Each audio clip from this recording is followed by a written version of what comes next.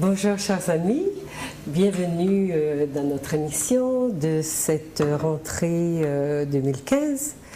Et puis, je ne prends pas le temps de vous souhaiter bonne rentrée parce qu'il est un peu tard, mais enfin vous dire que j'espère qu'avec cette nouvelle saison, nous aurons bien d'autres bons débats, que nous aurons aussi peut-être à créer un peu d'émulation dans nos neurones parce que c'est vrai que notre société nous propose beaucoup d'amusement, mais nous aimerions aussi rester un peu dans la réflexion.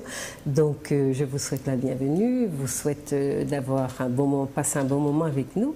Et puis, je vais vous présenter donc l'émission d'aujourd'hui qui sera en deux temps. D'abord, on commencera avec une invitée qui s'appelle Esaïe, qui est créatrice d'accessoires. Et il me semble que ses travaux méritent d'être vus. Et parce que nous avons beaucoup de gens qui créent chez nous mais qui sont malheureusement pas assez montrés, aidés, valorisés. Donc elle est notre invitée cet après-midi en première partie. Et en deuxième partie d'émission, c'est moi qui serai votre invitée avec deux amis qui ont accepté de présenter mon dernier ouvrage qui s'appelle La culture de l'entraide, un modèle d'économie alternative, cas de la Martinique. Donc voilà, si vous avez envie d'appeler pour avoir des coordonnées des personnes qui sont sur le plateau ou pour d'autres raisons, eh bien le téléphone de Zouk TV, c'est le 71 27 27 avec l'indicatif 0596. Voilà. Donc je vous renouvelle mes vœux de bon après-midi ou de bonne soirée. Et puis voilà, on se jette à l'eau. Alors, bonjour Esaïe. Bonjour. Voilà, donc vous avez accepté, c'est vrai que vous nous avez dit que c'est un petit peu difficile de passer sur un plateau de télé, etc. Mais vous voyez, c'est très simple, hein, on n'a pas... Oui, c'est sympa, et puis les gens qui sont là sont aussi des personnes sympathiques. Et donc, on a envie de vous entendre nous parler de vos travaux, de vos créations, et donc vous allez les montrer, vous nous en dire deux mots. Qu'est-ce que vous voulez? Vous voulez d'abord vous présenter peut-être aux téléspectateurs? Oui, alors en fait, oui, je m'appelle Isaïe, mais j'ai créé récemment, enfin il y a un peu moins d'un an, une entreprise pour pouvoir développer en fait ces produits que je propose, qui sont en fait des accessoires de mode, des sacs, des bijoux, des pochettes. Et la particularité, c'est la toile utilisée qui est peinte à la main. Voilà. Et ça s'appelle Isaïe Nomad Art.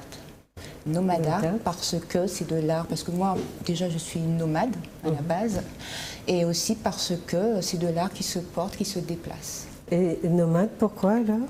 Justement pour cette raison-là, parce que c'est de l'art qui se déplace et qui, voilà, qu'on peut emmener partout avec nous, parce que ce sont donc des sacs, des pochettes et des bijoux.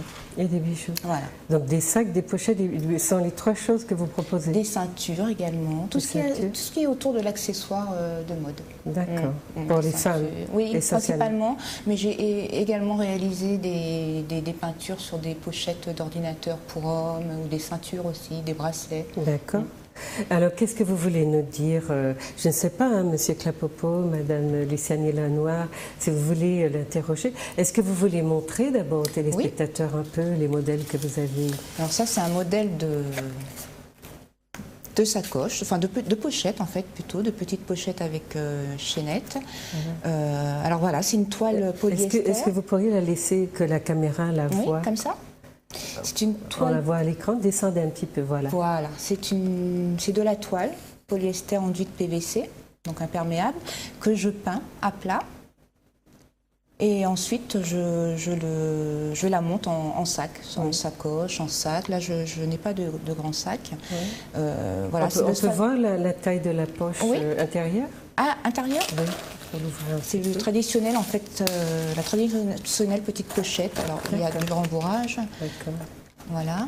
Donc ça, c'est du polyester. Voilà, polyester, mais en fait, c'est la fameuse toile de bâche qui est hyper résistante et imperméable. Alors ça, c'est le petit modèle avec chaînette. Là, vous avez un modèle sans chaîne. Voilà. Vous pouvez la poser pour que la caméra la montre un peu. Voilà. Voilà, plus haut, voilà. On la voit bien, ok. Alors, ma plus grande inspiration, c'est en général soit des motifs, des symboles et des couleurs qui viennent d'Afrique ou des Caraïbes. On ne se refait pas, hein, je pense que c'est spontané. Ou parfois, je pars comme sur cette pochette sur de l'abstrait total. Voilà, je joue avec les couleurs, avec les formes. Celle-ci, donc, est un petit peu plus Vous couleur, êtes toujours dans les tons marron clair? Oui, parce que c'est voilà, non pas toujours, mais c'est vrai que les modèles que j'ai amenés sont très colorés dans les camailleux marrons, mais non, ça peut être des couleurs plus. Là, en ce moment, je suis en train de travailler justement sur un mélange Afrique-Inde. C'est-à-dire que je suis en train de mélanger en fait les couleurs des tissus indiens avec des petits motifs africains. C'est un petit je suis en train de chercher des motifs autour de ça. Et on peut voir parce que le motif là est très beau aussi. Voilà. Oui, on voit. Voilà. Ouais, j'utilise souvent le tambour. Oui, c'est une forme qui revient très souvent, qui est très souvent demandée. Exactement. Oui. Une forme que je trouve très féminine et puis bon, voilà, ça représente notre culture et puis ce demi-visage aussi entre le masque et. Oui. Voilà, je travaille sur des accessoires bijoux, voilà, des boucles d'oreilles. Là, je n'ai pas de pendentifs, mais j'ai également des pendentifs qui vont soit avec les boucles d'oreilles. On peut voir un peu celle d'en haut. Alors, celle d'en haut, comme ça. Voilà. Non, restez là, voilà. Parce qu'on ne voyait pas. Les couleurs d'en haut sont très chaudes, très jolies, mais on ne les voit pas à la caméra. On ne les voit pas bien. Donc voilà. Descendez, comme ça, on les voit. Les couleurs sont très chaudes, oui. Très joli, oui. Mais voilà, j'ai aucune limite au niveau des couleurs. Et là, vous êtes sur quoi comme matière? Alors ça, c'est un support rigide sur lequel je colle de la toile, parce que je tiens à toujours peindre sur de la toile. Pas sur du bois, pas sur du carton, sur de la toile. Et ensuite, la toile est peinte et vernie. Toujours terminée par un vernis qui permet de tout sceller et de protéger la peinture. Mais elles ne sont pas lourdes parce qu'elles sont assez très légères, justement. Très légères. Très légères. D'accord. Voilà. Vous avez un grand sac aussi? Oui, j'ai un grand sac qui est... Voilà, enfin, j'en ai deux. J'ai celui-ci. Alors ça, c'est le traditionnel sac cabas. Oui. Voilà, avec des anses en cuir. Voilà, on peut voir, la caméra va reculer peut-être un peu, voilà. Donc pareil, toujours la même toile, le même principe, peinture à plat et ensuite montée en sac. Ça c'est le traditionnel sac cabas et puis j'ai celui-ci aussi. Hop, voilà, celui-ci avec des anses synthétiques. Donc ce sont des sacs qu'on peut laver éventuellement? Complètement, aussi. À la main, voilà. Ça. Tout à fait, c'est une toile qui est lavable. La peinture, alors c'est une peinture acrylique qui est enduite ensuite, qui est recouverte de vernis. Le vernis... Donc elle est fixe, elle ne s'en va pas au lavage? Exactement. Par contre, il ne faut pas tremper dans l'eau, avec une éponge mouillée, voilà. À la limite du savon aussi, mais ne pas tremper tout. Surtout ces sacs-là parce qu'ils ont une anse en cuir, donc ne pas tremper dans l'eau. Ok. Voilà. Voilà. On a vu. Alors moi, je ne sais pas, je vous laisse lui poser des questions si vous voulez. On a encore peut-être 5 petites minutes. C'est des modèles uniques que vous faites? Exactement. Si on peut vous commander quelque chose, enfin si on vous commande un sac et on vous dit à peu près oui, je voudrais tel modèle pour telle occasion, etc. C'est comme ça que ça marche la plupart du temps. D'accord. Il y a des modèles que je sors comme ça de mon imagination et puis parfois ce sont des personnes qui me disent j'aimerais telle couleur, tel symbole sur le sac. Évidemment, il y a mon imagination qui entre en jeu, mais il y a aussi l'imagination, la créativité de celle qui veut porter ce sac. D'accord. D'accord. Et comment le public vous dites que ça fait à peine un an? Oui, à peine un an. Oui, que vous commercialisez, vous êtes dans une démarche commerciale. Et quelle est la réception du public? Eh bien, alors au début, il y a des femmes qui sont toujours prêtes à apporter quelque chose de nouveau, à essayer quelque chose de nouveau, qui sont tout le temps curieuses de nouveautés. Donc celle-là, ça a accroché tout de suite. Et puis il y a celle à qui il a fallu beaucoup plus de temps, voir, revoir et encore voir, le voir porter sur d'autres, pour commencer à s'intéresser, à se rapprocher de ce produit-là. Puis voilà, il y a plusieurs degrés d'approche en fait. Il y a plusieurs rapidités. Il y a certaines personnes avec qui ça marche tout de suite et puis d'autres où il faut plus de temps parce que c'est vrai que c'est un produit qui sort quand même de l'ordinaire. Mais comment vous faites je suis un peu intéressé par la démarche commerciale parce que la démarche artistique est profondément intime. Bon, comment vous faites pour faire connaître vos produits? Parce que une jeune créatrice qui va dans quelque chose de très innovant, comment vous faites pour connaître vos produits? Est-ce que quel est aussi votre modèle de distribution? Est-ce que c'est exclusivement par Internet, les réseaux sociaux, ou bien vous essayez d'avoir des points de vente, ou bien vous faites des foires, enfin, voilà. Voilà, ben ça, en fait, c'est un mélange de tout ça. J'ai commencé par les réseaux sociaux qui m'ont énormément aidé, qui m'ont apporté énormément de visibilité, exactement. Et ensuite, j'ai commencé à démarcher des boutiques. Donc pour l'instant, il y a deux boutiques, deux points de vente en fait, une au Carbet et une à Fort-de-France, donc qui revendent mes produits. Et puis mon atelier aussi, qui est ouvert soit par téléphone, soit régulièrement tous les après-midi. L'atelier est ouvert et toutes les personnes qui veulent venir découvrir mon travail a la possibilité de venir. Voilà. Et on peut savoir donc l'atelier à Cheshire, oui. Oui, à Terville, oui. À Terville. Donc on cherche à Terville Isae et Isae Nomad Art. Voilà, Isae Nomad Art, et on tombe sur ma page et avec toutes les indications. Si vous voulez donner un téléphone, allez-y. Oh oui, on peut me joindre par téléphone, ouais, donc c'est le 06 96 83 77 08. Alors moi je voulais 0 combien? Alors 06 96 83 77 08. Voilà. Moi, je voulais connaître vos symboles, comment vous les créez, ou est-ce que vous puisez de toute façon dans un stock culturel, hein, le tambour, les masques, etc. Mais qu'est-ce qui est à la base de votre créativité par rapport à ces symboles, justement? Puisqu'on voit qu'ils sont un peu cubistes, ils sont un peu... on retrouve peut-être un mélange, je ne sais pas, je n'aime pas trop le terme, de ce que nous ont proposé justement cette école-là. Les cubistes. Oui, cette école-là essentiellement. Ouais, c'est vrai que, alors moi ça fait longtemps que je peins sur toile traditionnelle, etc. Ouais, j'ai déjà vendu des toiles. Oui.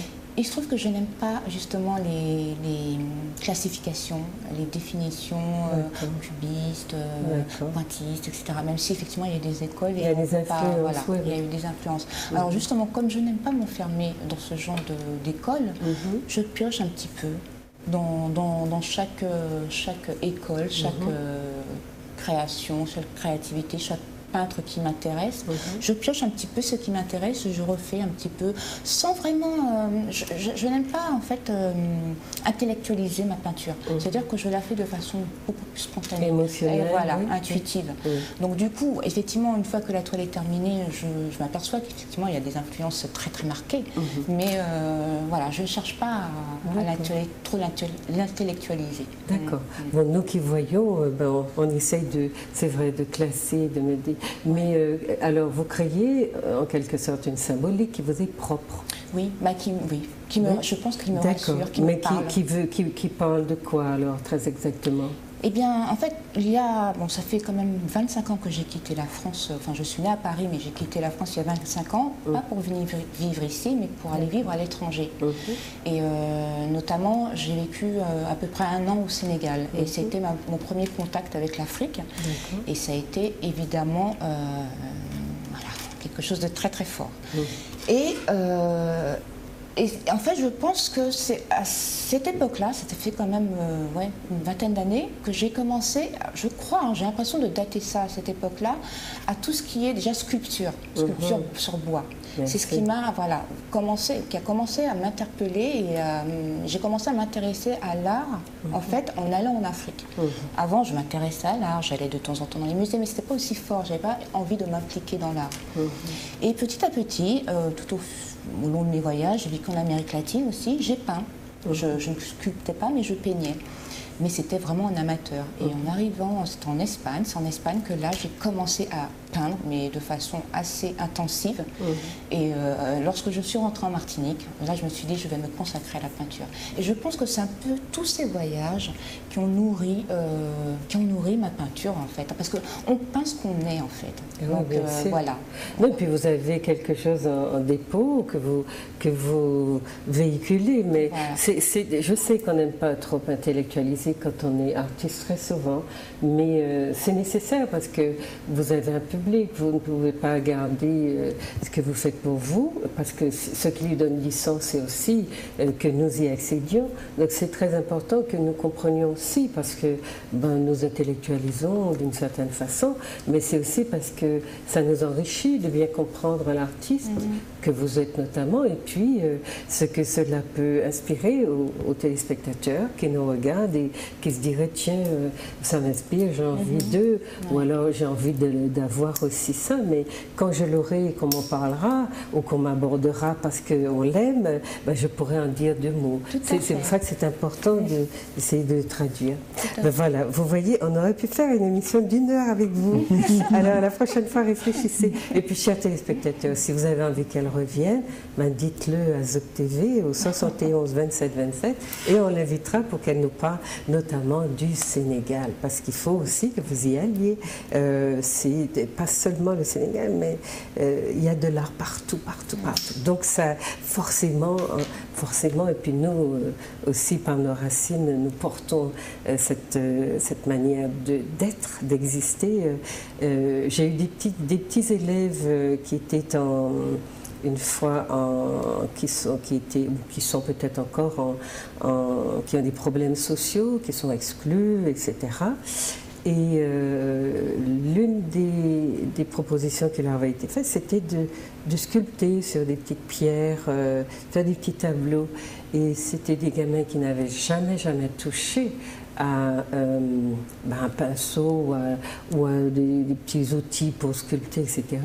Et j'ai été littéralement fascinée de ce qu'ils faisaient sans avoir jamais appris à sculpter, ni à peindre, ni à quoi que ce soit.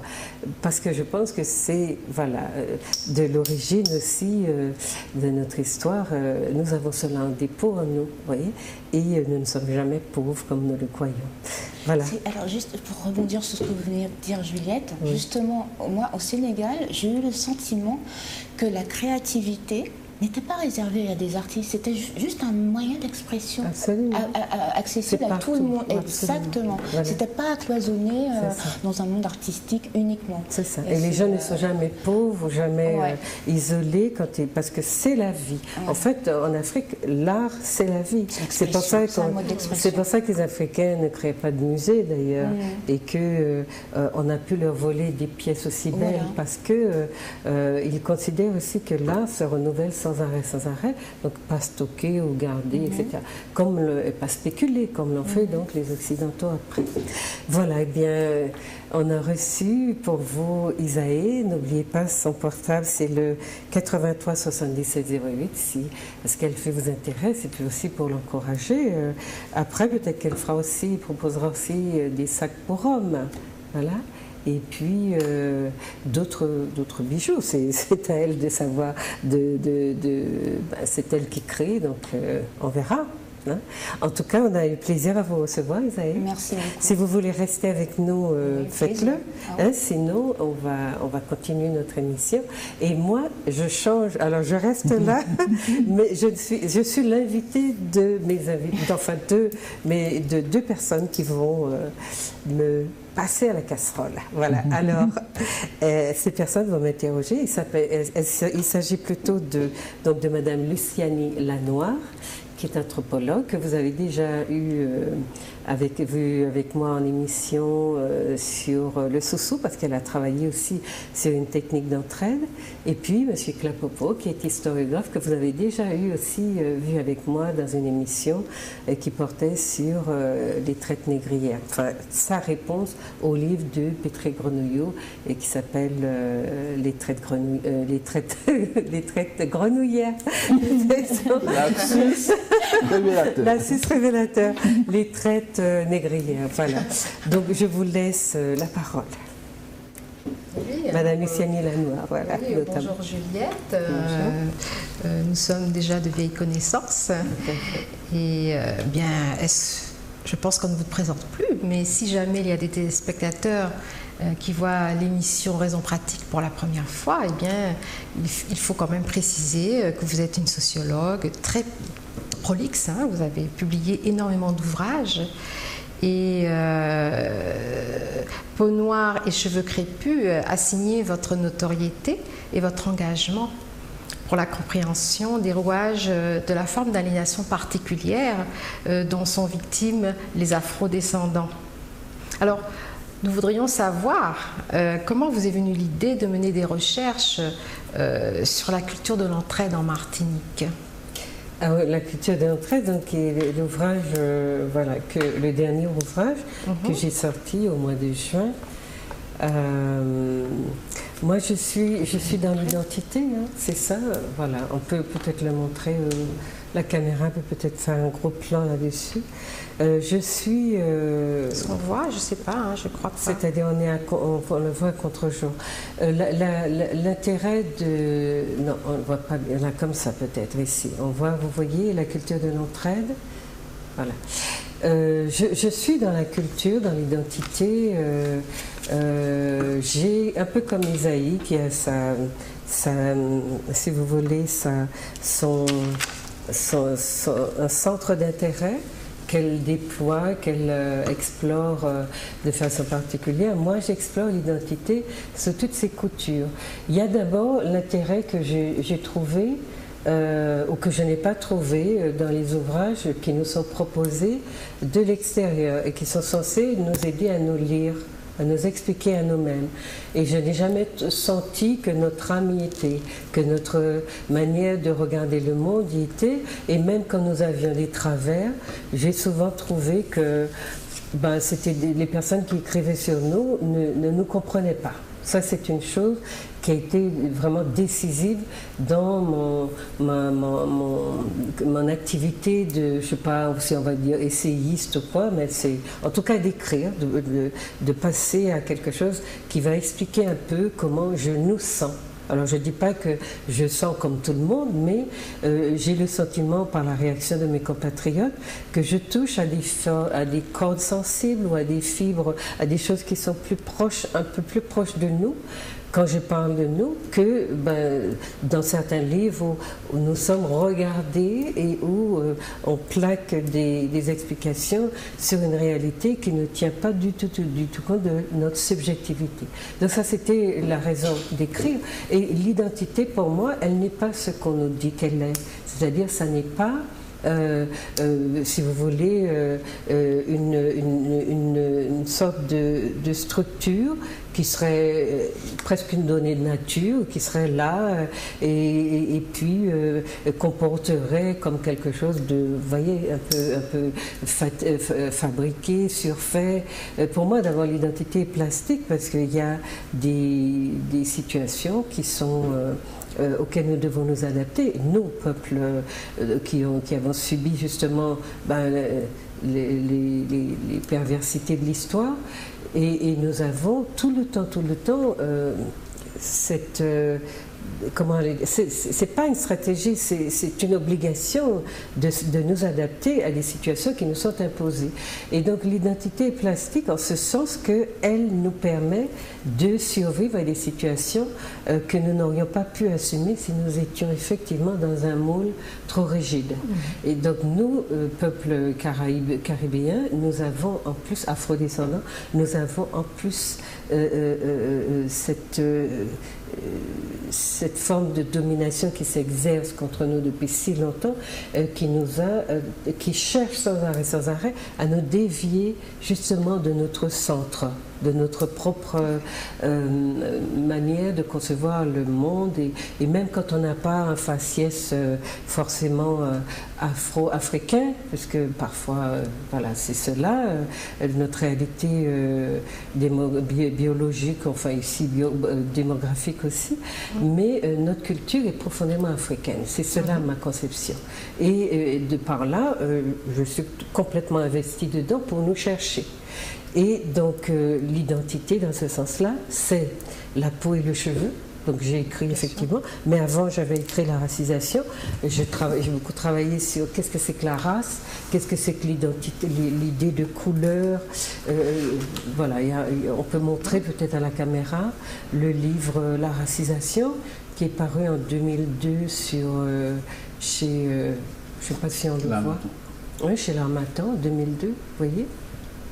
Et là, j'ai travaillé sur l'idée de la race. Qu'est-ce que c'est pourquoi est-ce que nos relations sont tellement racisées? Pourquoi est-ce que nous ne sortons pas de ces cadres-là pour nous penser?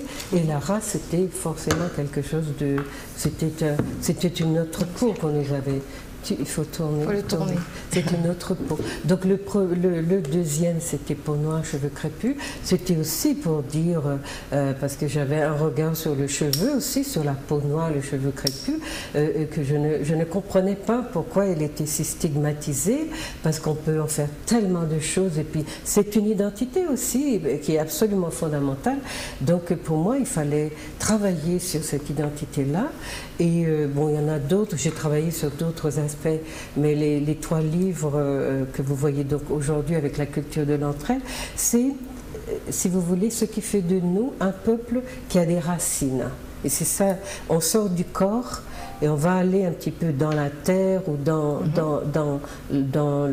l'environnement pour essayer de voir de quoi sont faites nos racines. Et c'est pour cela que j'ai travaillé sur le jardin, qui est une espèce de... modélisation de cette forme d'identité que nous avons grâce à nos petits paysans, à la petite paysannerie dont on a beaucoup douté de l'existence à la Martinique, petite paysannerie qui nous a sortis de l'habitation, la plantation, dont on disait qu'elle nous avait complètement broyé, cette plantation, et que nous étions au tabula rasa et que nous n'avions plus rien. Et donc il fallait aller voir tout du côté de notre autre modèle de civilisation, tout ce qui avait été préservé de notre héritage africain notamment, puisque je dis bien africain parce que les Africains sont un groupe fondateur de la société martiniquaise. Ça ne veut pas dire que les petites communautés qui sont venues après n'ont rien laissé, mais le groupe qui a fondé cette société, à côté des colons qui avaient leur projet de plantation, il y avait tous les Africains qui n'avaient rien demandé, qui étaient là de force et qui ont déposé dans toute la Caraïbe une civilisation qu'il nous faut apprendre à regarder comme étant une civilisation. Donc c'est l'identité.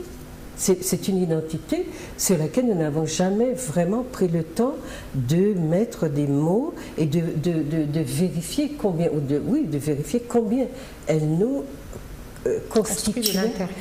Voilà, puisqu'elle nous construit de l'intérieur justement, et comment, comme vous disiez tout à l'heure, parce qu'elle est tellement inconsciente, comment justement on vit à côté d'elle sans jamais lui rendre... Enfin, à mon avis, il faudrait presque la remercier d'être là et de cimenter notre rapport au monde, parce que les violences, notamment de la société de plantation, sont des violences qui sont capables de supprimer un groupe humain. Tout balayer.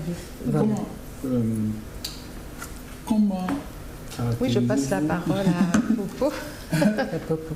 Merci Luciani. Alors, je suis donc là Popo et très heureux. J'ai lu ce livre vraiment avec beaucoup d'enthousiasme et d'intérêt.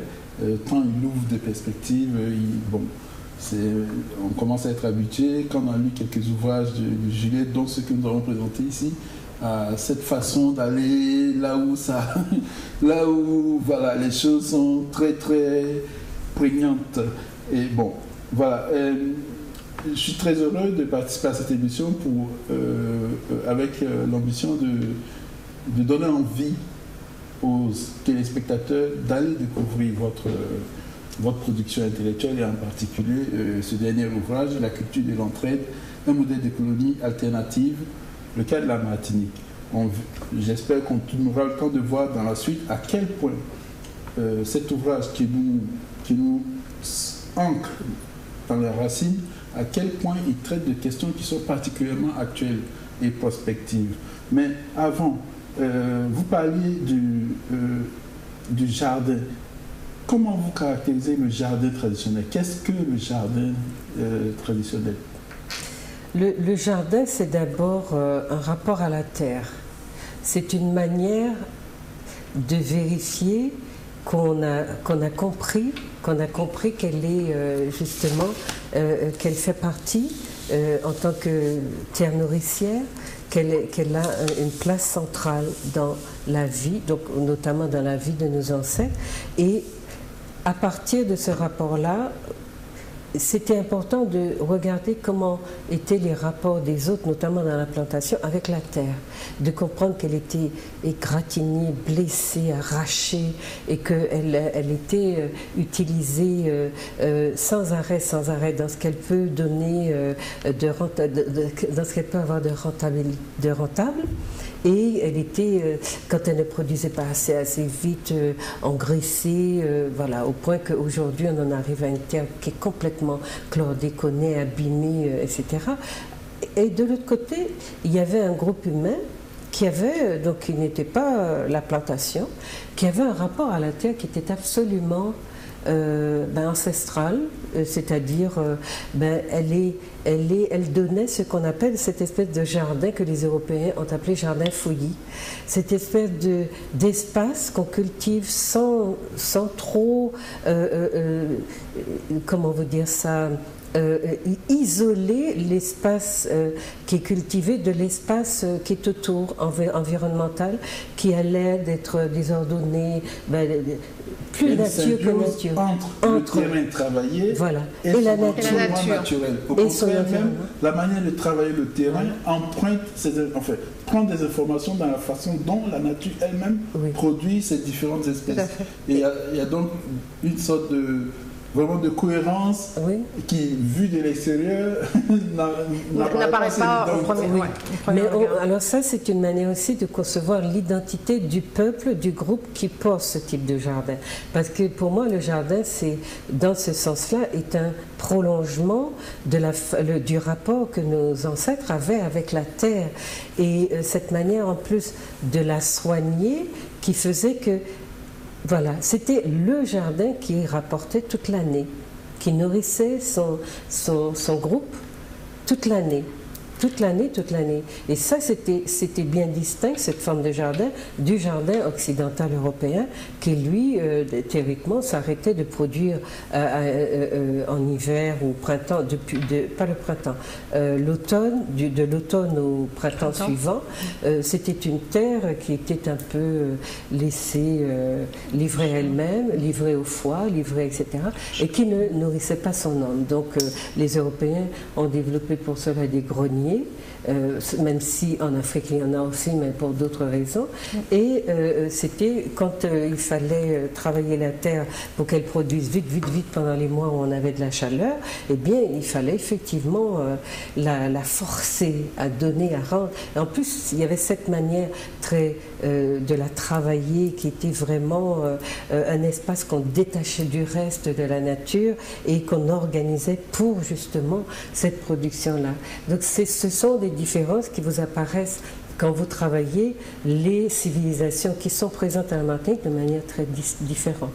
Et donc le jardin pour moi, c'est cet espace de vie qui est en harmonie avec son environnement, qui n'abîme pas la nature, qui n'a pas organisé la production à partir de pesticides, l'usage de pesticides comme ça, c'était des fumiers, des choses naturelles, et qui produisait, c'était un jardin dans lequel on pouvait aller simplement et puiser, voilà, cueillir ce dont on avait besoin. On avait des fouilles, on avait des comment ça s'appelle, les herbes qui permettent des infusions, tout ça. Des plantes médicinales, des plantes aromatiques. Des plantes aromatiques, et tout. On avait même des fleurs décoratives. Absolument. Plantes ornementales.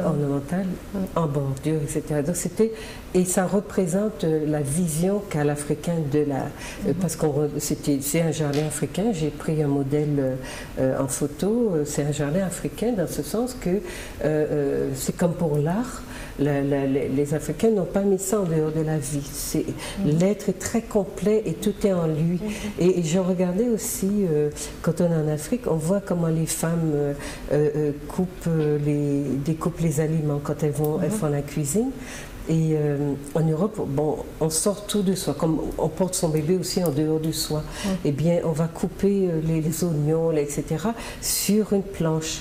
Et je regardais comment mes amis africains coupaient les choses sur le plat de leurs mains, avec des choses, et elles sont très très très habiles à faire ça. Et donc tout passe par le corps, et le corps est central, et il n'est pas détaché non plus de la nature. D'abord, les gens s'assiedent par terre aussi, il y a un contact qui est très très étroit, et tout ça nous dit que on a une manière qu'on est en train de perdre d'ailleurs par assimilation, une manière particulière de vivre cette autre civilisation qui est en nous, mais qu'il faudrait, j'allais dire, rendre plus légitime que ça n'est le cas actuellement. Est-ce que vous pouvez nous dire en quelques mots comment on est passé du jardin de l'époque, du jardin africain, de l'époque esclavagiste, au jardin africain actuel, au jardin des mornes, au jardin vivrier? Alors, comment ça s'est fait rapidement? Alors, dans l'ouvrage, j'ai essayé de reconstituer l'histoire de la petite paysannerie, donc sortie de l'esclavage. Les nouveaux libres vont vouloir acquérir de la terre. Difficilement d'ailleurs. Difficilement parce que les espaces cultivables sont occupés déjà par la plantation. Donc il reste l'espace des mornes qui est difficile d'accès, mais comme ils ont un génie propre et qu'ils ont la volonté de s'approprier aussi la terre à qui ils ont tant donné mais dont ils n'ont pas reçu grand-chose jusqu'alors, donc ils achètent leurs petites parcelles sur les mornes. Et ils vont développer donc un art agraire, culturel, qui est, à mon avis, ce que moi j'avance en hypothèse, qui est totalement un atavisme, puisqu'on sait que les esclavagés étaient des fermiers absolument... comment ça se dit, on les voulait, on voulait des fermiers, des gens qui connaissent bien le travail de la terre, aguerris, voilà, des fermiers aguerris, et donc ils avaient ces savoir-faire qu'ils ont mis en œuvre sur les parcelles qu'ils achetaient. Et puis comme ils étaient regroupés, eh bien on a retrouvé la communauté un peu de village des origines, et donc les partages, les échanges, les coups de main, etc. etc. Donc ce jardin qui s'appelait sur la plantation, le petit lopin qu'on leur donnait qui s'appelle le jardin nègre, ou le jardin à case, eh bien sur les mornes c'est devenu un jardin. D'ailleurs, ils appelaient ça des gras parce que ils ne l'appelaient pas un jardin créole, c'était un jardin. Et ils ont développé un art qu'on a retrouvé quand on va donc en Afrique, on le voit, et qu'on a retrouvé dans les descriptions, en tout cas que j'ai retrouvé dans les descriptions de certains anthropologues français. Ballandier et consorts. Voilà, des religieux qui sont allés en Afrique et qui ont parlé de ces jardins. Vous avez mis en avant une caractéristique très intéressante entre le jardin et la plantation, c'est l'une qui est polyculturelle et l'autre qui est monoculturelle.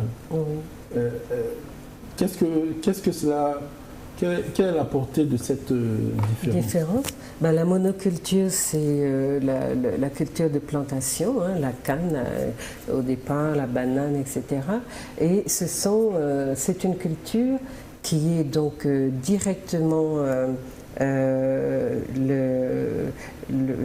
comment on va dire ça, qui marque qui marque le trait colonial de notre société, c'est-à-dire c'est une culture coloniale dans la mesure où elle n'est pas destinée à nourrir la population, mais elle est destinée soit à être exportée, soit à produire des produits qui sont destinés à la France ou à d'autres pays européens, pas au pays, pas à la société martiniquaise par exemple. Donc la monoculture, c'est en plus un rapport à la terre qui est très industriel. Et cette industrialité-là, qui a marqué d'ailleurs l'ère du précapitalisme dans nos régions, eh bien, transforme la production agraire, ou en tout cas celle-ci, en un produit comme d'autres produits manufacturés et pas autorise, mais va déboucher plutôt sur une forme de qualification de l'agriculture qui va la sortir de on va dire, sa fonction première. Et cette qualification-là va faire qu'on va appeler dans ces cultures-là les cultures coloniales, donc monoculture coloniale, et elles ne sont pas, elles sont produites par des gens qui donnent le maximum d'eux-mêmes, voire le meilleur d'eux-mêmes très souvent, mais qui ne bénéficient pas des retombées de tout cet effort qui a été produit. Dans la polyculture, c'est d'abord ce qui est le plus proche de la nature, mais aussi des besoins de l'homme. Les besoins de l'homme. Premièrement, ce ne sont pas des cultures industrielles, ce sont des cultures qui répondent aux besoins de variétés dans l'alimentation dont on a besoin, donc qui nourrissent et permettent en même temps de nourrir toute une collectivité et qui montrent le souci solidaire qu'on a les uns des autres. Donc la polyculture, c'est la vie, c'est un peu simpliste, mais c'est ça. La polyculture, c'est une culture qui a bien compris les besoins, donc ce que pratiquait ce que nous appelons aujourd'hui notre jardin traditionnel. C'est un jardin qui a bien compris, et une culture qui a bien compris qu'il y a une collectivité à nourrir, un groupe, une famille élargie, etc., et qu'elle a besoin de diversité, de diversifier son alimentation, et que cette alimentation ne consiste pas, par exemple, à manger seulement, mais aussi à boire et à se guérir, etc. Et donc il y a une vision du corps qui est un peu comme le jardin, une vision du corps qui est très très proche de la nature, parce que c'est pas un corps qu'on va sculpter comme les Européens l'ont fait.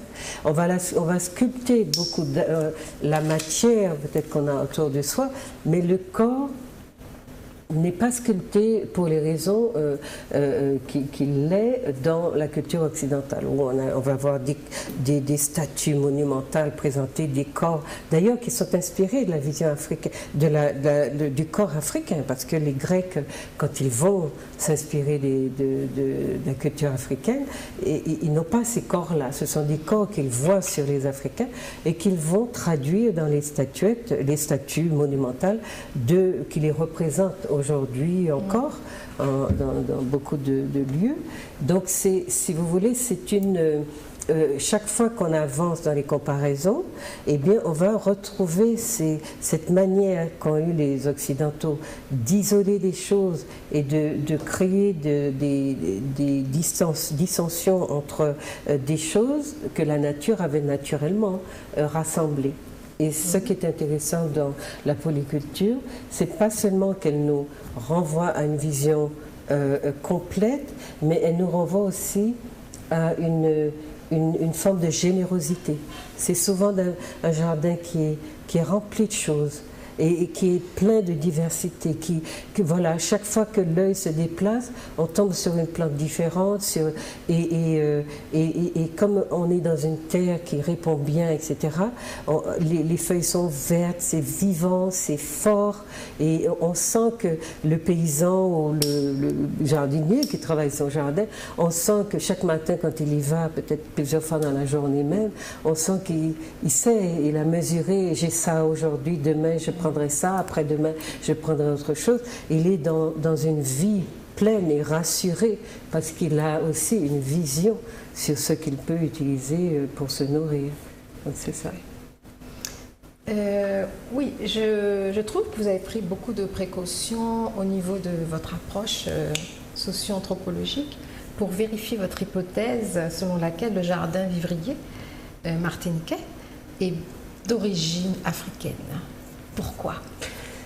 J'ai pris beaucoup de précautions méthodologiques parce que nous sommes dans des sociétés où justement on nous a expliqué que les Africains n'avaient pas de culture. On nous a expliqué que nous étions une tabula rasa, notre société n'aurait reçu ce qu'elle a reçu que de la plantation. d'une culture qu'on a vue basée sur le dépouillement, l'exploitation et aussi l'accaparement, etc., qui est absolument peu généreuse, qui n'a rien imaginé de généreux dans son projet, en tout cas pour ceux qui travaillaient, qui étaient utilisés dans ce projet-là. Et on a eu la prétention, dans les ouvrages qui nous expliquent d'abord qui nous sommes, de nous dire que c'est de cette civilisation-là que nous tiendrions notre humanité. Voilà. Et donc il fallait, comme la science procède par démonstration, il fallait que j'ai d'abord une hypothèse, que je l'introduise dans un paradigme et que je puisse montrer, notamment pour contourner les contradictions des personnes qui sont, comment vous dire, les plus difficiles à convaincre, eh bien il fallait montrer pas à pas pourquoi on ne peut pas attribuer cet héritage-là à une autre culture que la culture africaine. Premièrement, parce que démographiquement, c'était effectivement le modèle. Et puis en allant en Afrique et en lisant beaucoup sur l'Afrique il y a des millénaires, on retrouve exactement ce que nous faisons ici. Et ce ne sont pas les autres qui l'ont déposé ici. Ce sont bien les Africains d'ici qui l'ont déposé. Voilà. D'accord. Oui, il y a un argument qui saute aux yeux, c'est l'argument démographique. Vous avez expliqué dans une présentation qui a eu à Rivière-Salée la semaine passée, vous avez expliqué que jusqu'à 80% de la population martiniquaise est d'ascendance africaine. Et que, par conséquent, chaque fois qu'on veut étudier un trait de culture de cette population, c'est sidérant qu'on n'envisage pas un seul instant, ou en tout cas qu'on n'envisage pas sérieusement que ce trait de culture ait quelque chose à voir avec cette ascendance africaine. Et donc, expulser systématiquement l'hypothèse de l'ascendance africaine dans l'étude des traits de culture de la Martinique ressemble à une escroquerie intellectuelle. Bon, assez facile à démonter, vous l'avez fait brillamment. En tout cas, moi, c'est comme ça que je l'ai vu. Mais l'argument archéologique, il a deux aspects et il me semble un peu plus érudit encore. Est-ce que vous pouvez y revenir ? Alors, l'argument archéologique, c'est d'abord essayer de dater cette culture ou ces méthodes culturelles qui sont très anciennes. Donc, il me fallait trouver des auteurs qui nous parlent de l'agriculture en Afrique.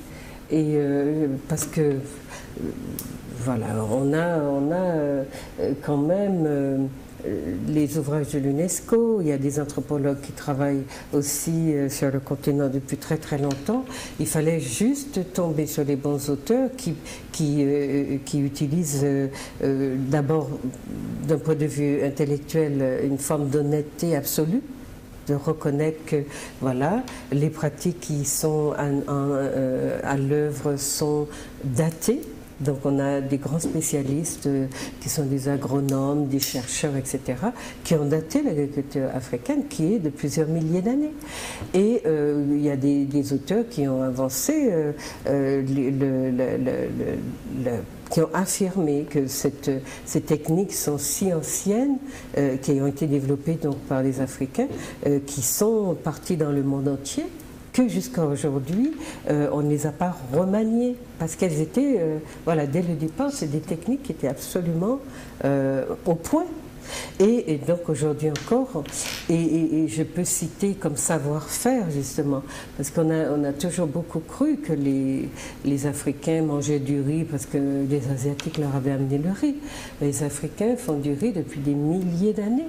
Et ils ont une variété de riz qui a 3500 ans. Et quand on les a justement déportés pour le projet de plantation dans toutes les Amériques, eh bien, lorsqu'il a fallu nourrir toutes ces populations d'Européens qui arrivaient en Europe, aux Amériques, en Amérique notamment du Nord, et que les famines menaçaient, eh bien, ce sont les Africains, les esclavagés, qui ont développé la culture du riz. Ils ont été utilisés pour développer cette culture. Et c'est grâce à cette culture-là qu'aujourd'hui, le riz est mangé de manière aussi traditionnelle, entre guillemets, dans toute l'ère des Amériques. Mais ce sont des choses qu'on ne nous dit pas, puisque effectivement, ça signifierait qu'il faille reconnaître cet apport africain. Mais moi, je vous conseille le film de l'UNESCO sur la route de l'esclave. La route de l'esclave, c'est un CD que distribue l'UNESCO, que vous pouvez acheter sur le site de l'UNESCO, qui vous raconte un peu ce que les Noirs ont apporté aux Amériques, et avec beaucoup d'exemples. Et vous verrez la place qui occupe, par exemple, la culture du riz, qui est millénaire chez eux, et les savoir-faire qu'ils y ont développé. Et ce n'est pas par hasard que vous avez sur vos boîtes de certains riz venus des États-Unis, le riz Uncle Ben. Vous voyez, parce que ce sont les Noirs qui ont amené la culture du riz dans nos régions. Et nous l'avons pratiqué nous-mêmes jusque dans les années 30 ici, le riz. Il y a aussi la similitude des plantes que l'on retrouve dans le jardin traditionnel martiniquais avec les plantes qu'on trouve dans les parcelles cultivées dans les régions précisément où sont partis les Africains. Donc les tarots, les ignames, les maniocs. Alors j'ai pris beaucoup de temps pour expliquer. Sur le manioc. J'ai expliqué beaucoup sur le manioc parce qu'il y a une grosse ambiguïté, embrouille sur ça entre Amérindiens, etc. Mais les Africains mangent le manioc depuis très longtemps, et comme on considérait qu'ils n'avaient rien apporté, rien inventé, on a considéré que ce sont les Amérindiens qui leur ont appris à manger le manioc. Mais il se trouve que la cassave était fabriquée par les Africains et pas par les Amérindiens. C'était ça l'intérêt aussi de montrer, avec la thèse de Tiekanta Diop, comment les Africains, qui étaient de grands voyageurs avant l'arrivée des colons, etc., comment ils ont pris aussi, comme les Européens ont amené la pomme de terre en Europe, les Africains ont amené le manioc chez eux. Et l'igname, c'est à mon avis, une plante endogène. Mais elle n'était pas, c'était une plante de cueillette, c'est-à-dire qu'elle poussait naturellement. Et chez nous aussi, nous avions des parents qui partaient sac au dos, fouiller les ignames, comme on disait, en pleine nature, des ignames qu'ils n'avaient pas plantés. Parce que le climat, l'environnement tropical favorisait ce genre de pousses, etc. Donc on a beaucoup d'exemples. C'est pour ça que j'ai pris des précautions, mais elles étaient nécessaires, à mon avis, parce que ça rend l'explication plus convaincante. Tout à fait. Et vous remarquez aussi que, puisque tout à l'heure on a parlé du jardin traditionnel actuel qui vient du jardin nègre, du jardin à case, vous faites remarquer qu'au moment où dans la plantation ces esclavagés font le jardin nègre, le jardin à case, ils ne sont pas en contact massif et continu avec les autochtones qui ont été exterminés. Et donc ces autochtones ne peuvent pas leur avoir transmis des techniques qu'ils n'ont même pas eu le temps de partager avec des populations africaines sur la plantation, puisqu'ils ne vivaient pas ensemble sur la plantation. Et donc ça, c'est aussi un argument vraiment qui retient l'attention. C'est que pour qu'il y ait transmission, il faut bien que la population qui transmet soit présente simultanément. Enfin, il faut qu'il y ait des cohérences chronologiques. Et ça, on n'en tient pas suffisamment compte. En tout cas, pour le cas de la Martinique, il ne reste pas beaucoup d'Amérindiens dans les plantations pour transmettre leurs techniques. Et sur le point archéologie, vous dites, si on trouve des similitudes dans le jardin, dans les méthodes pratiques culturelles africaines et celles et Caraïbes, on peut aussi invoquer le fait qu'il y a des thèses là-dessus, notamment d'Yvonne Van Settima, que des Africains connaissaient déjà les Antilles bien avant cette période. Oui. Donc c'est la présence dite précolombienne oui. que vous évoquez aussi. Mais dans le film, il y a eu un documentaire qui passait sur Arte, je crois que c'est au mois de mai, on retrace un peu l'histoire de l'humanité. Et il y est expliqué comment les Africains sortent du continent pour aller explorer un petit peu, explorer la Terre. Et ils vont partout. Et il y a 20 000 ans, ils vont en Amérique. Ils arrivent dans toutes les Amériques par le haut, par le détroit de Bering. Et ça, c'est aujourd'hui prouvé. Et quand on fait le total quand on revoit l'histoire des Amérindiens, c'est autour de ces dates-là qu'on dit qu'ils arrivent dans cette région du monde. Et quand on a vu la civilisation Olmec, les contacts avec, s'il y a eu des populations sur place, les Africains et les Olmecs après, donc c'était moins 800 ans, je crois, avant Jésus-Christ, eh bien, les Amérindiens ont beaucoup reçu des Africains qui sont arrivés par le nord de l'Afrique, enfin par le Mali, à travers comment on appelle ça, les explorations de Moussa, le roi Moussa. Bakary II. Bakary II. Oui. Donc il y a aujourd'hui, il nous faut bien comprendre que cette histoire africaine est aussi la nôtre, parce que l'Afrique a été dispersée dans le monde, éparpillée, torturée, etc. Mais elle est vieille, elle est ancienne, elle est enracinée dans des cultures extraordinaires, et c'est uniquement l'idéologie qui empêche qu'on reconnaisse que l'Afrique a irrigué le monde entier de par ses savoir-faire, de par ses résistances et de par cette sorte de position, de posture civilisationnelle qui ne nécessitait pas qu'on soit armé ou qu'on aille détruire les autres, qu'on aille prendre leur place, etc. C'est pas dans la philosophie. Tout à fait. Alors, vous dites aussi, c'est le titre de l'ouvrage, la culture de l'entraide. C'est que cette culture de l'entraide ne s'exprime pas seulement dans les pratiques culturelles, elle s'exprime par ailleurs dans d'autres formes d'activités sociales. Ouais. Et d'ailleurs, elle a autant de formes que de dénominations. La sautée, etc. Est-ce que vous pouvez nous en dire quelque chose, justement, en quoi cette culture de l'entraide est une civilisation et quelles sont les différentes formes que...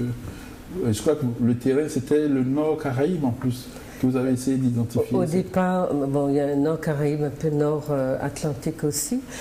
Alors, quand on parle de l'entraide agraire, on reste donc dans les pratiques culturelles, sur la terre, le jardin, etc.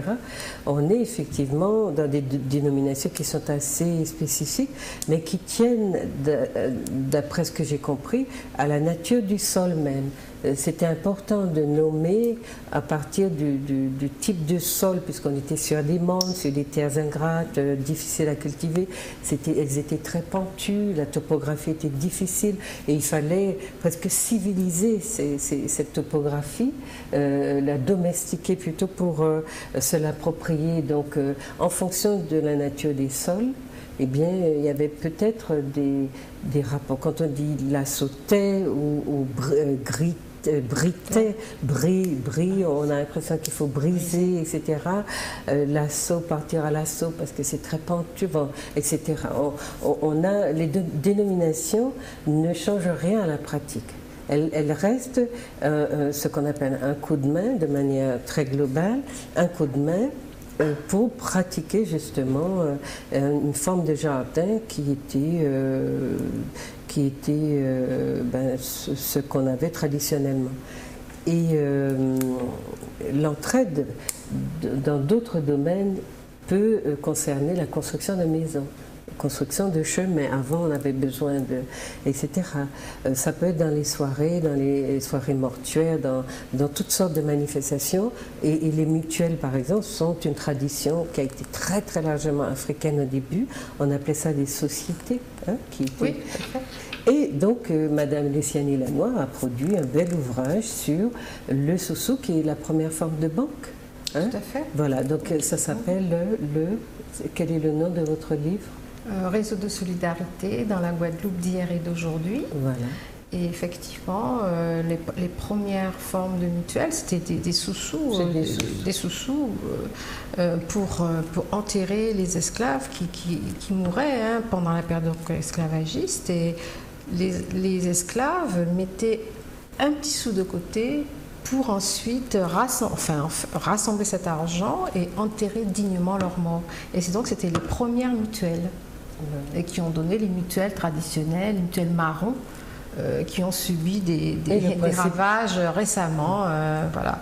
Le principe, c'est de se rassembler dans le but d'enterrer dignement les morts pour que leur âme puisse repartir en Afrique. Voilà. Voilà. Et puis c'est devenu après un système de banque. Tout à fait. Alors dans nos sociétés, c'est très pratiqué. Ça se pratique encore aujourd'hui. Partout en Guadeloupe, en Martinique, etc. Mais ce qui est absolument étonnant, c'est que peu de gens savent que le sous-sous est une pratique africaine, alors que c'est très courant dans nos populations. Mais ça se pratique en France aussi, ça. Ma mère, quand elle travaillait en France, dans l'immigration, tout à fait. Mais non, c'était dans son entreprise en fait, et c'était entre collègues, elles avaient organisé un sous-sou. Donc voilà, aucune idée que ça venait d'Afrique. Oui. Ça se pratique aussi aux États-Unis. Non, mais partout où les Noirs ont pu exprimer leur génie culturel, il y a énormément de choses. Alors l'intérêt, c'est ça, c'est de bien se rendre compte, parce que tous les complexes que j'ai essayé de circonscrire dans Peau noire, cheveux crépus viennent du fait qu'on a pendant des siècles essayé de convaincre nos peuples notre peuple qu'il n'a rien apporté à l'humanité. Et il y a des gens qui sont allés plus qu'aux portes de l'Afrique, leur dire vous n'êtes pas entré dans l'histoire, d'autres qui ont dit vous n'avez pas de culture, vous n'avez pas... Et ça pénètre les gens d'une manière tellement insidieuse, exactement. Merci. Et puis, les séquelles sont des stigmates qui s'inscrivent dans les gens et qui font que beaucoup de gens passent leur vie à cacher leurs stigmates, comme le défrisage. C'est une question de supprimer, moi, ce cheveu crépus que je ne saurais voir. Et c'est ce que dit, par exemple... Goffman sur le stigmate, et d'ailleurs dans un livre qui s'appelle Le stigmate, qui est très intéressant, c'est ce que vous effacez, c'est ce dont on sait ce qu'on voit, c'est dont on sait que ça a été un stigmate qu'on a essayé d'effacer, et donc qui garde son caractère de stigmate. C'est-à-dire que quel que soit l'effort que vous allez faire pour disparaître, pour soi-disant vous ajuster au modèle, eh bien vous resterez. On saura, par exemple, un cheveu défrisé, on sait que c'est un cheveu qu'on a défrisé pour supprimer, etc. Alors c'est pour cela que le travail à faire, c'est en fait de convaincre les gens d'abord de la richesse de la culture de leur civilisation qui irrigue le monde, qui fait vivre leur société, et de reprendre confiance, se réapproprier soi, réapproprier toute cette richesse et ne plus se laisser dire qu'on n'a pas de culture et que les autres nous tiennent la dragée haute et nous font avec des grands mots, de grands gestes ou des postures arrogantes. Voilà, on est plus doté, mieux doté que vous, vous n'avez rien apporté à la civilisation. Et c'est exactement le contraire. En tout cas,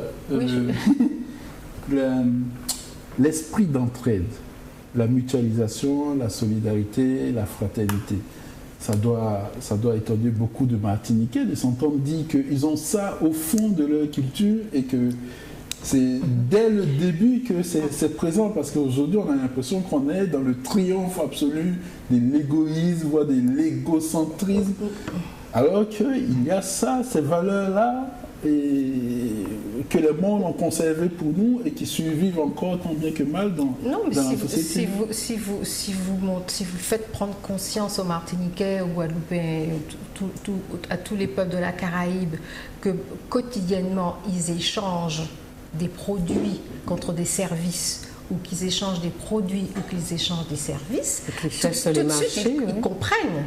Bon, par exemple, si on prend l'exemple de quelqu'un qui habite de deux personnes qui habitent à la campagne, il y en a un qui a un beau pied de fruits à pain et qui apporte un magnifique fruit à pain automatiquement à son voisin. Le voisin, il va chercher chez lui un pied de, je sais pas, d'orange, ce qu'il a, pour échanger. C'est automatique. On le fait automatiquement de manière quotidienne. Mais les gens ne s'en aperçoivent pas. Et ce qu'il faut faire, c'est qu'ils deviennent conscients de ces échanges qui se font dans la proximité. Il y a aussi que... Et ils le font, hein, franchement. C'est une dimension de l'identité que moi, je travaille. Et il y a aussi que la puissance publique, ou en tout cas les forces sociales dominantes, ne promeuvent pas ce type de pratiques qui sont de l'ordre de la proximité, quasiment de l'invisibilité, mais il y a des gens... c'est profondément enrichissant. Oui, mais il y a des gens à qui ça permet de survivre. Parce qu'ils n'ont pas, parce qu'ils n'ont pas de fruits, ils n'ont pas forcément de légumes chez eux, ils habitent un appartement qui est en, je sais pas, dans un bourg, ils n'ont pas de jardin. Ils sont bien contents d'aller dans le jardin de la tante, de la grand-mère, etc. et d'échanger avec d'autres. Ça leur permet d'avoir un bien-être qu'ils n'auraient pas automatiquement moyennant finance. Voilà. Donc c'est très important, mais les gens ne se rendent pas compte. Donc moi je pense qu'il faut conscientiser les gens. Et à partir de ce moment-là, on ne se rend pas compte que... Cet ouvrage peut y contribuer. Par exemple, si aux États-Unis on a inventé le One Hour, je suis désolée, ils n'ont rien inventé. Non.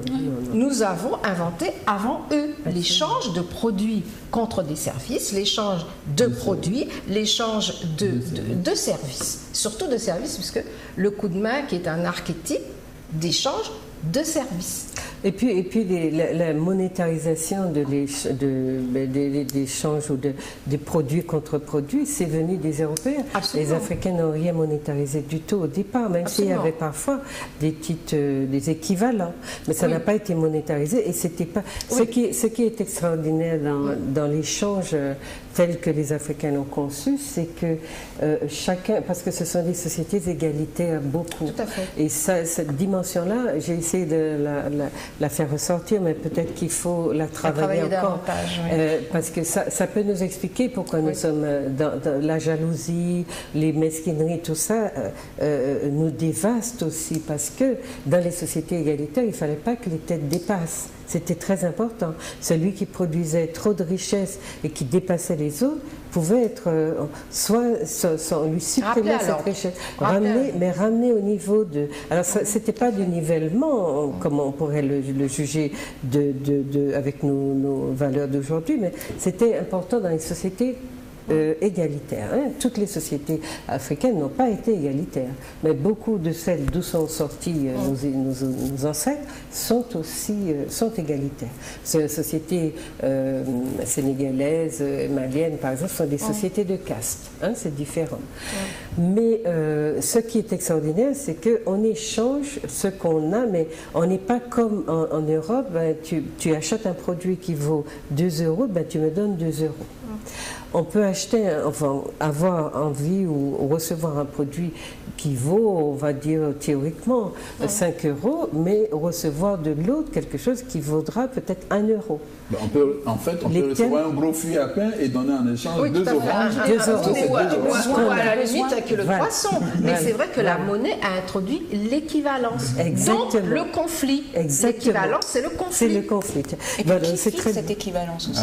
C'est la monnaie. Et c'est en dehors de nous. C'est la main visible. Ce sont plus deux personnes qui fixent quelle valeur elle est prête à changer contre ce qu'elle propose. C'est une autre entité qui décide. Voilà, tout à fait. Tandis que dans la civilisation de l'entraide, c'est le principe du troc. Voilà. On troque, c'est pas forcément la même valeur marchande. C'est pas une valeur marchande. C'est souvent ton besoin. Et puis c'est le geste. Tu donnes suivant le besoin de l'autre et tu reçois suivant ton besoin. C'est le geste aussi, parce que cette dimension-là permet l'introduction de la spiritualité dont on a parlé. Et la spiritualité, c'est moi j'ai un fruit à pain qui est gros comme ça, mais j'en ai beaucoup. Oui, mais je peux te donner parce que c'est une générosité. C'est une forme de générosité, mais une manière de dire je partage aussi, puisque j'ai... Il faut donner pour recevoir. Il y a aussi cette phrase-là qu'on entend souvent, il faut donner pour recevoir. Le don et le contre-don. Le contre-don, c'est ça. Voilà. Donc c'est ce que, voilà, j'ai essayé d'expliquer tout ça. Donc sur toutes les cultures qu'on a chez nous, j'ai essayé de chercher des équivalences, montrer un peu comment le jardin travaillait, quelle place ces cultures-là ont dans le jardin, et puis pourquoi faire la distinction pour qu'on ne soit pas dans le mélange confusionnel, expliquer donc. Effectivement, les Européens ont été très influencés par les Amérindiens. C'est grâce aux Amérindiens qu'ils ont pu survivre. Et que ça n'est pas vrai des Africains. Et donc, quand certains de nos intellectuels nous disent que les Amérindiens ont tout donné, je dis non, parce que depuis la poterie qui existe depuis des millénaires en Afrique, la vannerie qui existe aussi depuis des millénaires, les techniques culturelles, les échanges symboliques qui sont structurés autour de codes qui sont bien précis, des rituels, parce que rien ne se passe en dehors de la chanson, du chant responsorial et de la danse. Et j'apprends encore de plus en plus sur la danse, que ça n'a rien à voir avec se secouer le coupion, comme on dit chez nous, etc., pour s'amuser. Et c'est pour cela que les Antillais peuvent danser des nuits entières et ils ne se rendent pas compte que dès le début, leur danse a été dénaturée, mais ils en ont gardé ce qu'on va appeler l'essence. Et la danse ici, ça fait partie de la vie, comme la peau, la peau et chemise, quoi, la peau sur la chemise, ou la chemise sur la peau. Il y a quelques décennies, enfin, c'est pas si longtemps, justement, cette propension à danser et à chanter était dénigrée. Aujourd'hui, on se rend compte que dans des hôpitaux ultramodernes, on pratique de la musicothérapie. Et le rire. Et vous avez rappelé dans l'ouvrage que sur les plantations, une fois qu'on avait fini de donner sa vingtaine d'heures ou sa quinzaine d'heures à la plantation au maître, et qu'on se retrouvait dans le jardin samedi, eh bien, ces pratiques, ces danses, ces chants contribuaient à reconsolider l'âme, à restaurer les forces, pour que l'esclave puisse retourner dans le jardin du maître. Et donc ça n'était pas anodin que de chanter, que de danser, et même certains travaux étaient faits à ces rythmes, voilà, de danse et de chant. Oui, et j'ai trouvé, bien après avoir fini le livre, j'ai trouvé des explications sur la danse qui m'ont fascinée, telle que les Africains la conçoivent, et le rôle qu'elle a dans les civilisations très anciennes. Et c'est inimaginable. D'ailleurs, je crois que c'est pas par hasard que, même si nous avons eu derrière une association qui s'appelle AM4, qui a beaucoup travaillé, œuvré à préserver le belay ou nos danses qui étaient appelées vieneg, bagaille vieneg. Je crois que c'est pas un hasard que voilà, cette racine-là s'exprime à nouveau avec autant de force et que la chanson même se renouvelle pour s'adapter. Parce qu'à mesure que nous avançons, nous nous rendons compte. Et j'ai toujours dit qu'en notre société, quand nous sommes dépressifs, quand nous sommes mal dans l'autre civilisation, plantation, assimilation franco-française, etc., eh bien notre refuge, c'est celle-là, cette civilisation-là, où les gens, personnellement, j'ai toujours été frappée d'entendre parler de notre société comme d'une société violente. Et toutes les fois que je suis allée dans des manifestations où c'était cette culture-là, cet héritage-là, qui était, j'allais dire, à la base de l'organisation de la rencontre, j'ai été toujours, et je le jure, frappée, mais d'une manière presque tétanisée par la paix, la simplicité, la gentillesse qui régnait dans cet environnement. Et je me disais, c'est incroyable comment... Et on l'a vu même en 2009. Oui, j'allais l'évoquer, ça. Une paix incroyable. Et je me suis dit, nous sommes effectivement une civilisation bicéphale. Et il ne faut pas que nous prenions cette civilisation africaine d'héritage, que nous la prenions à la légère. Elle est fondamentale et elle a joué jusqu'à maintenant un rôle fondamental dans notre survie et dans tout ce qui nous rend pacifiques, qui nous rend aimables et aimants. Par rapport à nous-mêmes. À nous-mêmes et aux autres qui nous donnent effectivement envie d'échanger, c'est dans celle-là qu'elle est. C'est que se trouve cette propension. Et cet échange, tiens, on voit des gens sortir dans leur sac des petites choses qu'ils ont amenées parce qu'ils ont pensé à un tel, etc. Bon, on n'a pas le monopole des cadeaux, mais c'est quelque chose de très... c'est dans les pratiques, c'est coutumier. Pour en venir, si je peux juste dire quelque chose par rapport à la danse, effectivement, j'ai lu il n'y a pas très longtemps que l'une des fonctions de la danse en Afrique, à l'origine, l'une d'entre elles, on nous a souvent dit ici que, comme on dit Brenner, voilà, ça avait un côté sexuel, mais l'une des fonctions, c'était au contraire de resituer la colonne vertébrale, de l'étirer, en fait, c'était de détendre les muscles. Voilà. C'est ce que j'ai dit. Non, c'est un secouant. On fait comme un shaker et on secoue la moelle. Voilà. Et ça réénergétise le corps. Et donc, j'ai expliqué ça sur un plateau où je recevais, comment elle s'appelle, Clarisse Bagoé-Dubosc. Parce qu'on disait, oui, secouer, ça faisait... Mais il y a un dévoiement qu'on trouve dans les clips vidéo, mais les gens prennent le dévoiement pour le sens premier. En fait, c'est un dévoiement, comme on a utilisé beaucoup d'autres traits de la culture africaine pour la transformer, pour la pervertir, et la transformer, voilà, en quelque chose de dévalorisant. En réalité, j'ai dit aux gens, il faut prendre l'habitude de chercher le sens de ce que font les gens, parce que ça n'est jamais hors sens, ça n'est jamais gratuit. Et ce sens-là, et quand on voit le sens aujourd'hui encore de se secouer la moelle épinière et l'intelligence qu'il y a derrière et le savoir qu'il y a sur le corps, la recherche, même les sièges des Africains sont des sièges qui font tenir le dos bien droit, très droit. Et les Africains ont cette posture très droite et qui n'affale pas le corps comme ça. Et il y a énormément, quand vous regardez les proverbes des Africains, les postures, les outils qu'ils ont inventés, etc., vous vous rendez compte à quel point la connaissance du corps, mais dans tout ce qu'elle a de plus secret, était connu. C'est fascinant. Et ça, c'est des choses que je découvre en faisant des recherches. Parce que vous regardez, vous sentez, vous vous dites, mais oui, nous avons des chaises que nous achetons au supermarché ou ailleurs et qui nous pètent le dos et qui nous rendent les fesses toutes plates. Pardon, c'est comme ça. Et les Africains sont calés sur leurs chaises et ça leur donne des corps très toniques. Et je pensais encore à un autre trait. Je ne l'ai pas traité, mais ça viendrait par exemple dans les rapports qu'on a avec l'enfant. Nous petits, on portait nos petits frères et sœurs à dada. On disait à dada. Et puis on chantait à dada sur mon cheval, etc. Mais à dada, c'est exactement le tissu en mouesse, le tissu qui attache le bébé à l'africaine. Et Adada, c'est encore là, chez nous. Et un jour, je passe là, il n'y a pas très longtemps, et je vois une petite jeune fille qui porte un